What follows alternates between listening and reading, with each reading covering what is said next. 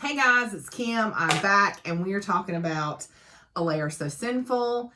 I don't know why I say I'm back every time. Like, obviously, if you're watching the video, I'm back. We are talking about A Lair So Sinful by Zoe Ellis. So I got an arc of this book.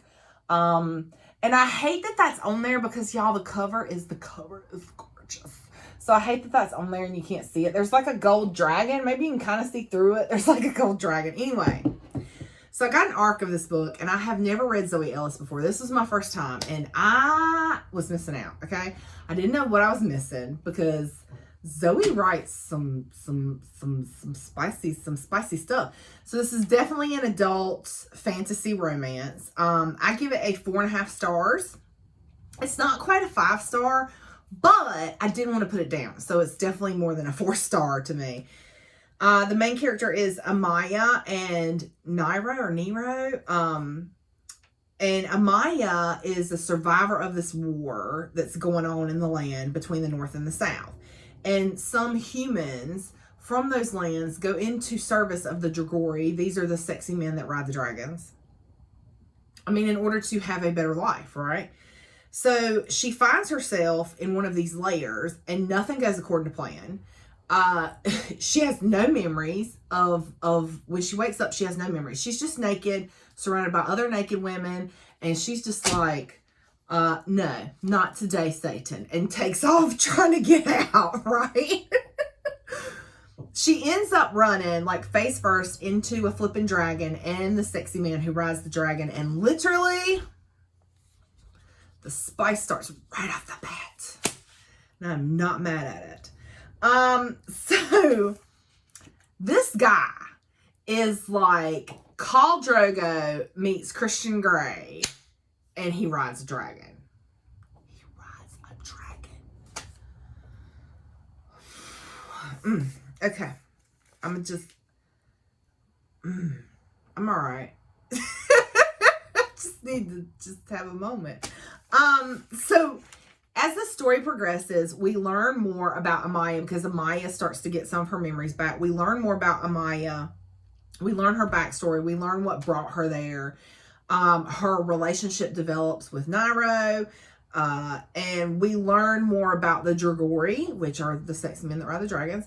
We learn more about the world, like there's a lot of world building in this novel, which usually happens in the first novel of a fantasy series.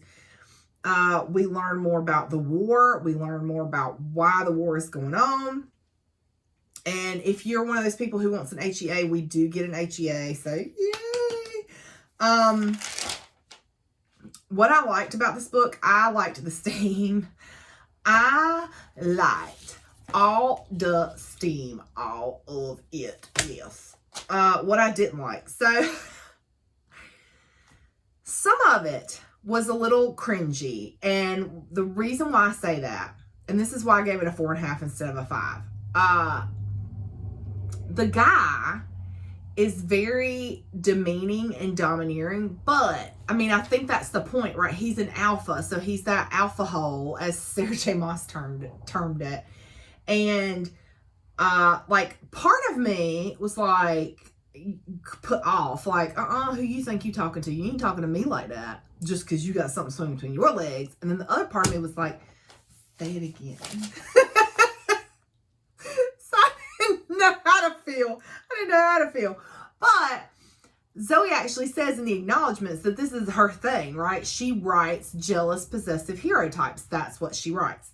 So, if that's not your thing, then you probably would not enjoy this book.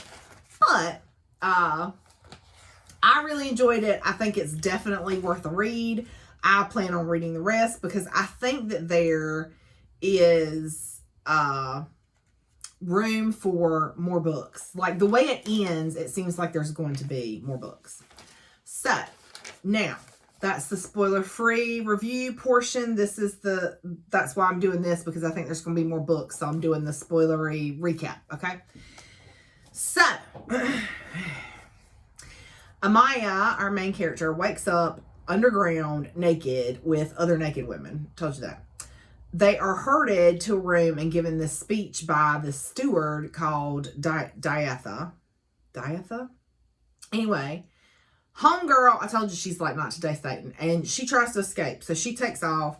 She gets to an opening in this cavern, and there's a flipping dragon like looking at her. So then the dragon sees her and like comes for her and tries to burn her with fire. And she says this spell, this incantation that puts up a shield and protects her. So then all of a sudden there's this man there, this like sexy man with dark hair speaking in a language she doesn't understand. And there's like this instant sexual tension. She hits him. He hurts her with magic. Then he's like touching her. Yeah, like that. And it's nice. And then she kisses him. And then when she kisses him and like feels his magic, she gets some of her memories back. So then he does all of the things with his mouth. But then Amaya gets memories of this little girl named Ayala. But then somebody is calling his name. And so he gets pulled away from her. And he's like mad because he wanted to finish what they started. And so he's riding his dragon, Sandalreel, with his brothers. And they're going to a clan meeting. The oldest, Kiros, is the one who sits at the head of the table. He's like the head of the family or whatever.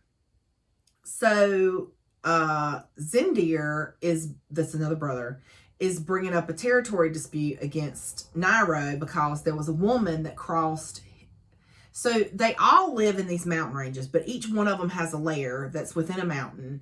And they each have their own like territory, and they're not supposed to encroach on each other's. But there's certain, like, they have an agreement. So there's, like, certain circumstances where it's okay. Anyway, so he brings up this territory dispute with Nairo because he's like, there was a woman that crossed my territory to get to yours, and I want her back. And it's like this whole thing. And them two go back and forth. And, like, finally, Kairos is like, you have to look into this. Like, you know, you have to figure out what's going on.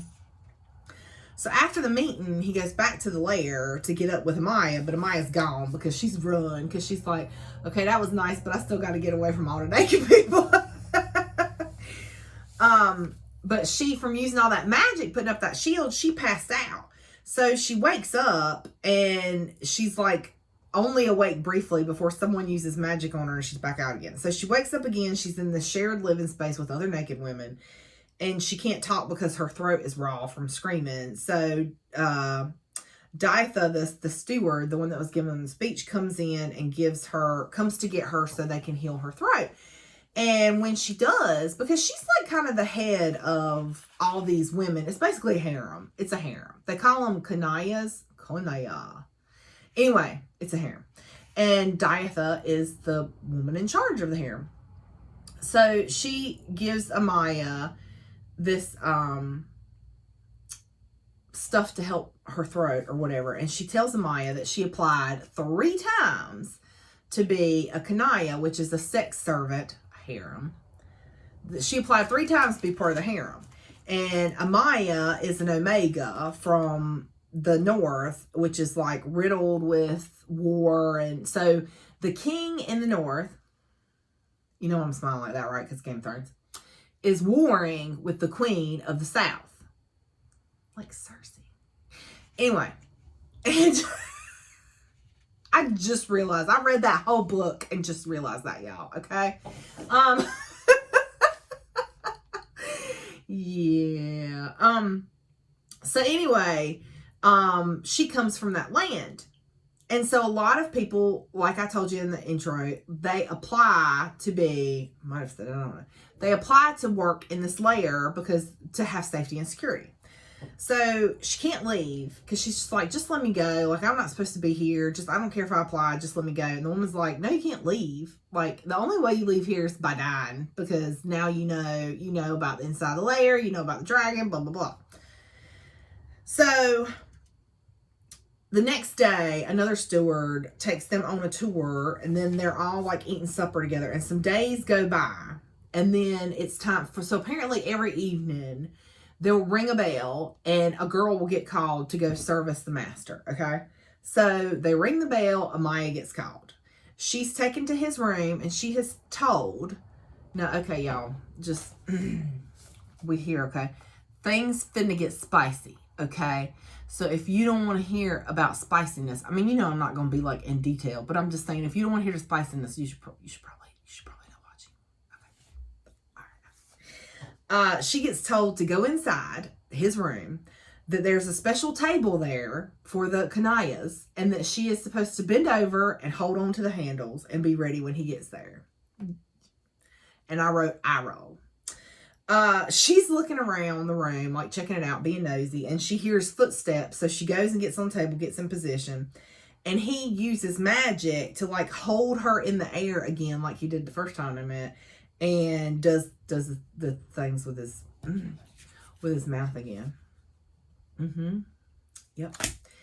But his magic is like hurting her, so she calls him a coward, and then he like comes to her face or whatever and tells her, because she's like crying because the magic was hurting her. And he like comes to her face and he's like, don't cry in my presence, and that he won't use magic on her, and that she can try to overpower him. And so instead, she like leans her head on his chest and is like all relaxed because of his scent. And I write in my notebook, mates, like, come on now. You take a whiff of that boy and go, that's your mate. So, anyway, they do the things all night long. And I can think of as that song, all night long, all night. So, she sneaks out in the morning and wakes the steward up to take her to the washroom. And the poor thing can't walk because they did all the things. So, Diantha like interrogates her because no one has ever spent the whole night. So she's like, what happened? What did you do? What did he do to you?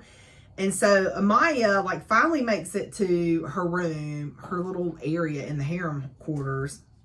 And the girls are like asking her what happened, because they had this whole deal that whoever went first would tell the other girls what happened. But Amaya's like, oh, I need to go to sleep because I ain't slept none.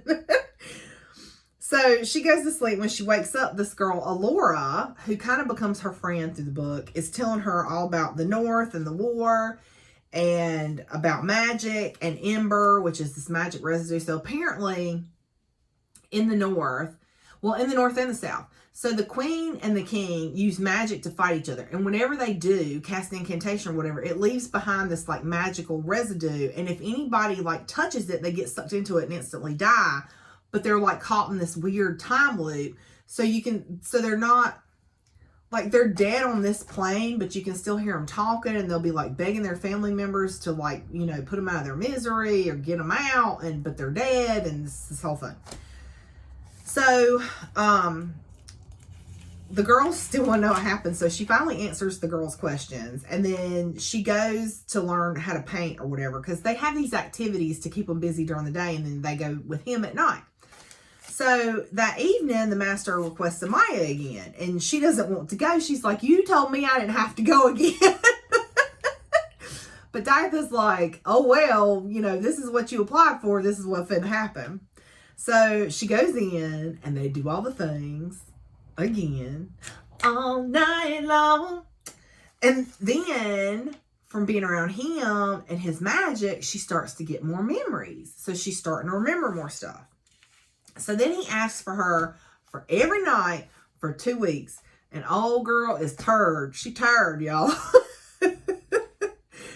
So she's gotten a lot of her memories back, and she can only understand what he says when he uses magic on her. It's like some weird thing, because they don't speak the same language, that whenever he uses magic, it's like the magic will then translate what he's saying.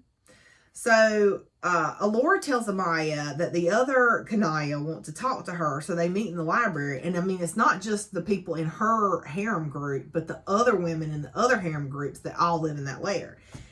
And so she's like kind of worried, because she's like, oh, I'm taking him away from them. They're going to be mad at me, but they're not. They're like totally cool, because they're like, girl, we can sleep with whoever we want to in this place. Like, we ain't studying him. They just want to make sure that they still going to have a place to live.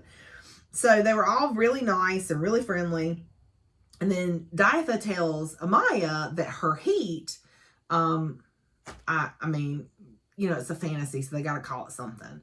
Her cycle, her heat, when she's going to be fertile or whatever, comes in 2 weeks, and she needs to decide what she wants to do. Like if she wants to suppress it or use potions or whatever to not have it, or if she wants to let it run its course.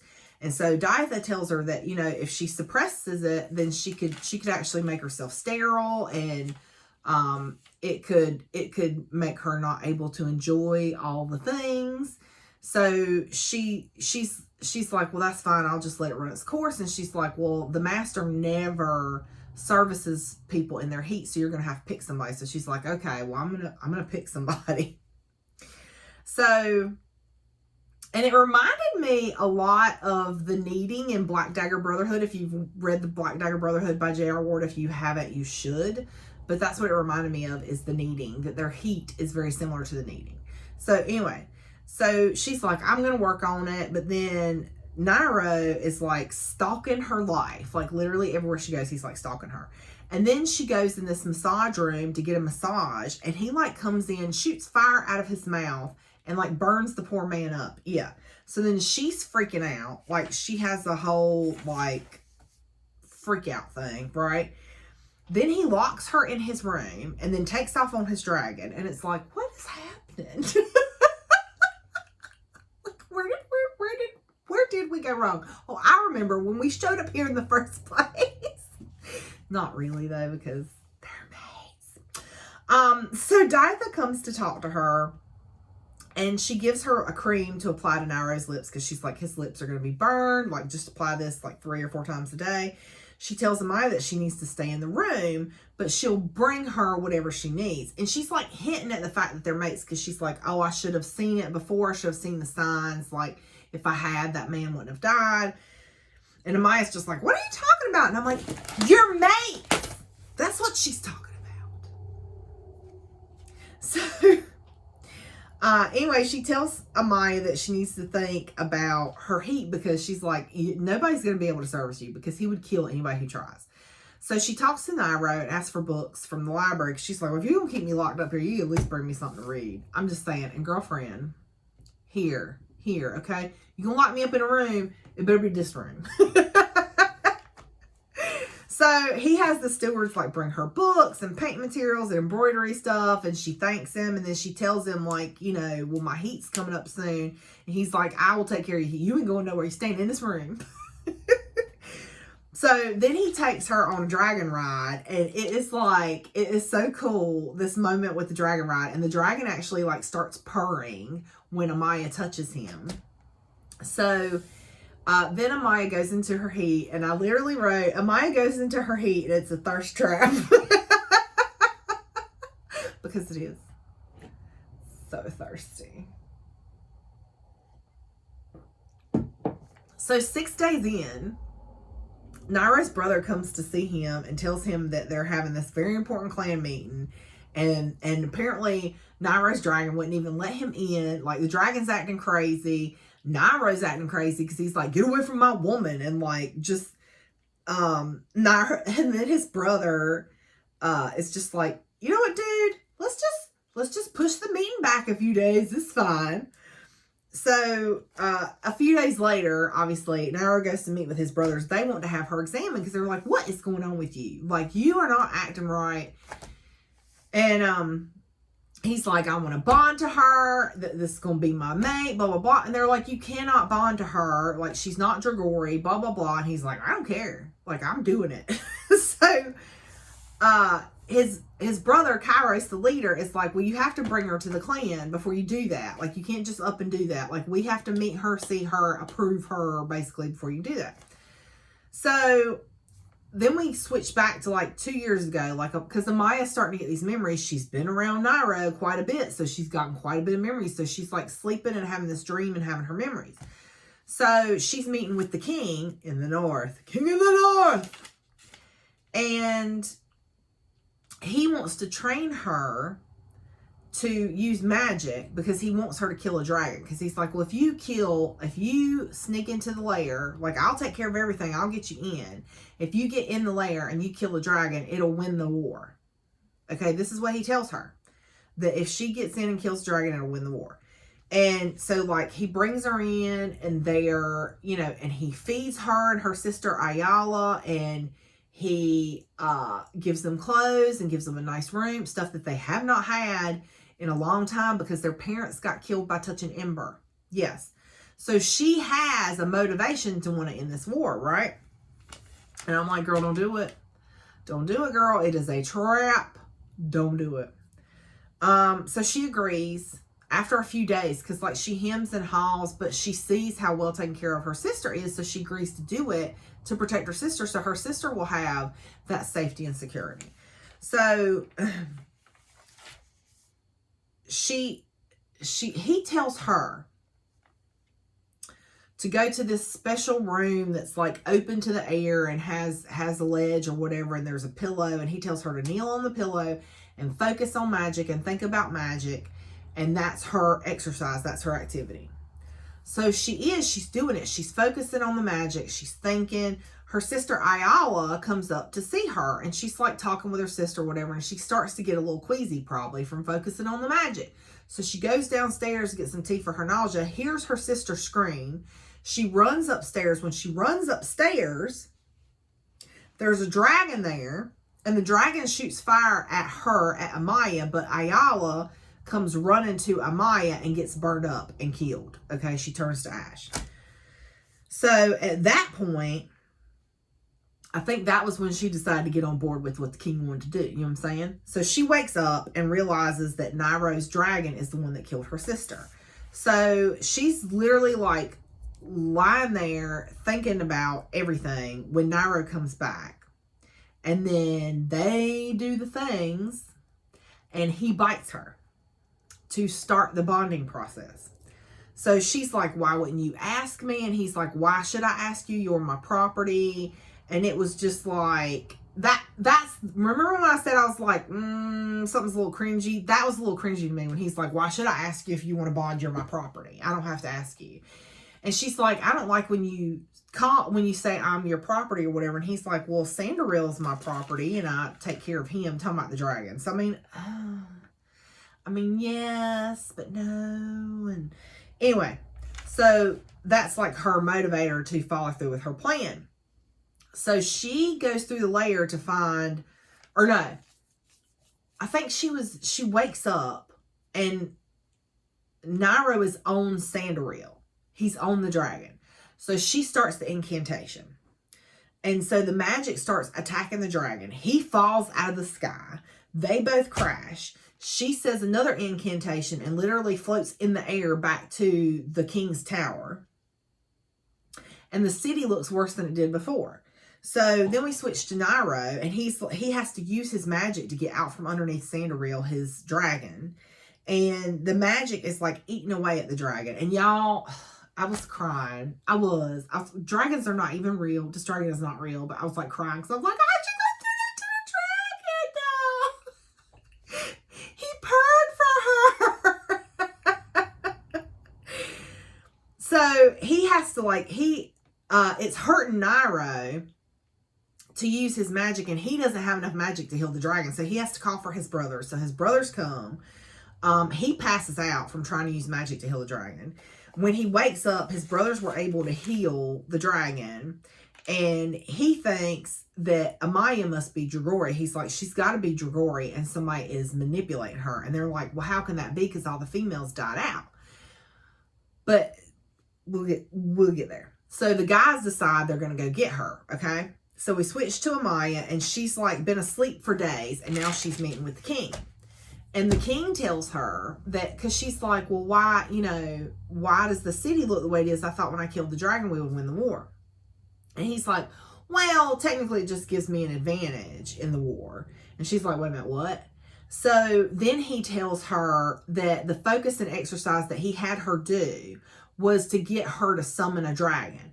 Because he thought that if she summoned a dragon, she would be scared enough to work with him. He didn't expect that Ayala was going to be there. And so like he almost, and this is like, what a sick SOB, right? He basically tries to blame her. He's like, you should have never let your sister in there to start with because you were supposed to be practicing your magic. So if your sister died, that was your fault. Yeah. So he starts chanting something and a ball of ash forms and it looks like Sandariel. But then like something happens and it stops and he's like yelling at her. He's like, you didn't actually kill it. So she runs upstairs to the ledge that she used to practice and tries to summon Sandariel. But she sees 4 dragons off in the distance coming her way. So they start incantations against the king. The building starts to shake. The king starts to send incantations against them. And there's ember like everywhere in the sky. And so the dragons burn it with their fire and that gets rid of the ember. So she's like, wait a minute. So this whole time the dragons could get rid of the ember, but he wanted to get rid of the dragons. So they start burning the tower trying to get to the king. Nairo comes for Amaya. Sand shoots fire at her and she thinks, okay, this is it. And I deserve it. Like this is how I'm going to die. So she's like burning, but her mark on her neck where he bit her is burning the hottest and she like passes out. So Nairo carries her back to the lair and they have to put her somewhere cold and dark for the process to begin. And Diatha takes her there. So then the brothers are having a clan meeting and the king escaped. I'm like, of course he did. Of course he did because he's the villain. So of course he had to escape. Like when he started chanting, trying to figure out how to kill those dragons, I was like, Amaya, go kill him. Go kill him. Why is you standing on the ledge? Go kill him. But not everybody can be stabby, stabby, poppy, poppy. So they tell Nairo that the king escaped and to bring Amaya to the temple because it might help her because he's like, she's just really depressed and she's, not acting like herself. And they're like, well, you should bring her here. So we switch to Amaya. Amaya, the reason she's been really depressed is because she thinks she's being held prisoner because they're keeping her in this dark, like cave or whatever. So she thinks she's being held prisoner and that all of this is punishment because Diatha comes in several times a day and like pours this liquid all over her body. So this goes on for days. Nairo finally comes in and he carries her into this cavern and immerses her into this water. And then he takes her to the bed, which is covered in there. This is like, I get it, but at first it's just like, ew. It's covered in their dirty linens from when she was in her heat so that she'll be surrounded by their scent. And then he like holds her and begins to purr and it helps her healing process. So this goes on for several days. And finally she asks why he's being so nice to her if she's a prisoner. And he's like, why do you think you're a prisoner? She said, well, I tried to kill your dragon. And he's like, why did you do that? And so she tells him all about her sister and what happened. So he gives her this book about dragons and about the Dragori. And come to find out, so the humans figured out that the lining of a dragon's womb made a potion that made it easier for you to wield magic or made you a better magic wielder or whatever. And so they hunted all the female dragons to extinction.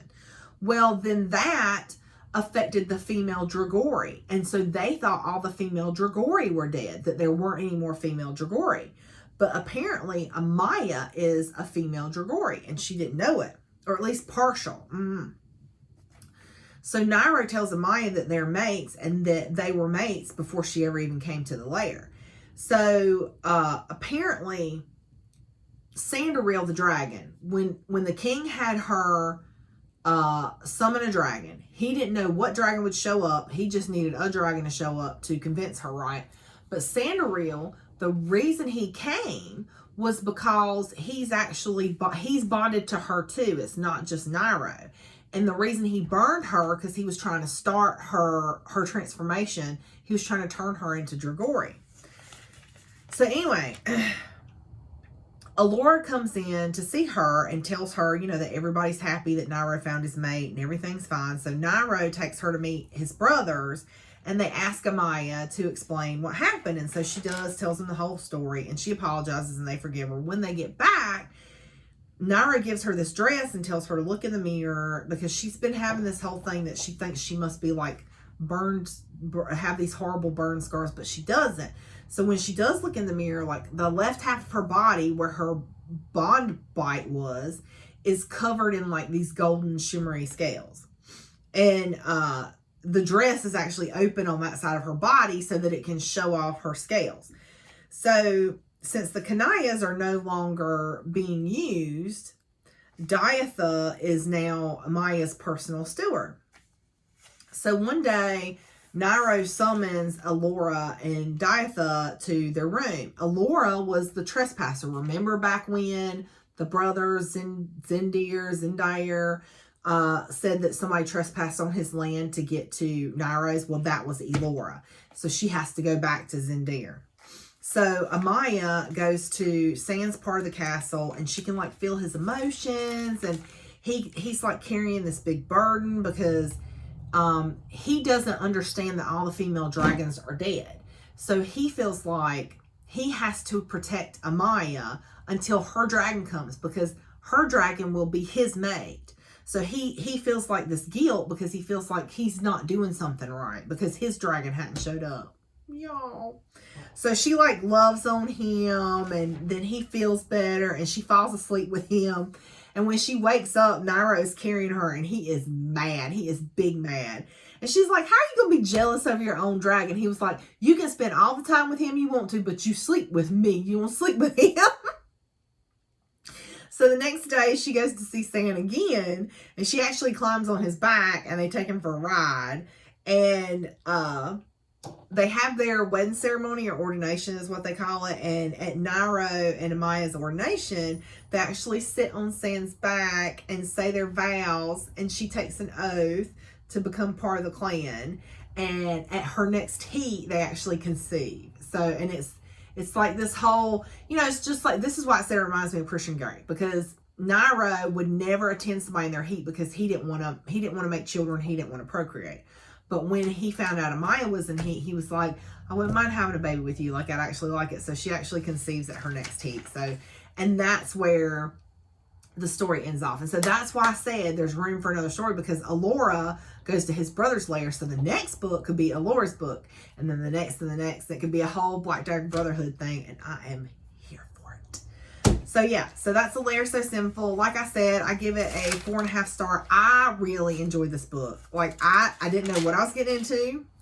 And I'm one of those, like I usually don't. I just like the cover and start reading it. So, and so far it's worked out pretty well. So yeah, so I definitely recommend this book, and I'll see you guys next time. Bye.